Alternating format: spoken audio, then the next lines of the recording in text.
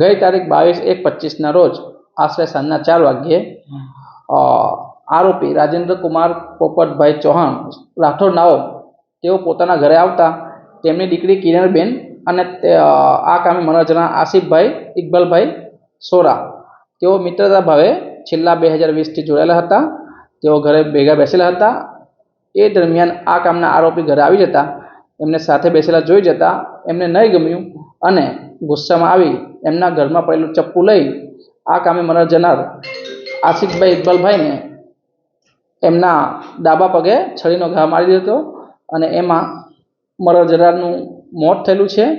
આ કામે આરોપીને તાત્કાલિક અટક કરવામાં આવેલા છે અને આગળની તપાસ ચાલુ છે. આરોપી જે છે તે શું કામ કરતો હતો અને આખી ઘટના જે છે તે આ પ્રેમ પ્રકરણમાં કઈ સામે આવ્યું છે? હાલ જે તપાસમાં ખુલેલું છે એ મુજબ હાલ આરોપી છે એ જે પીજીએસએલના કર્મચારી હતા અને આ જે મનોરંજનાર છે એ અને આરોપીના દીકરી એમનો મિત્ર ભાવનો સંબંધ હતો એ તપાસમાં ધ્યાને આવેલું છે. છેલ્લા કેટલા સમયથી આ બંને જે છે તે સંપર્કમાં હતા અને ક્યાં સંપર્કમાં આવેલા? તપાસ દરમિયાન એ ખ્યાલ આવેલું છે કે આ કામના જે કિરણબેન છે એ ઉપલેટા ખાતે સાસરે ગયેલા હતા. ત્યાંથી છેલ્લે 2020થી લોકો સંબંધમાં હતા. હા, તેમના રેલનગર ખાતેના ઘરે ભેગા મળ્યા હતા એ દરમિયાન આ ઘટના બનેલી છે.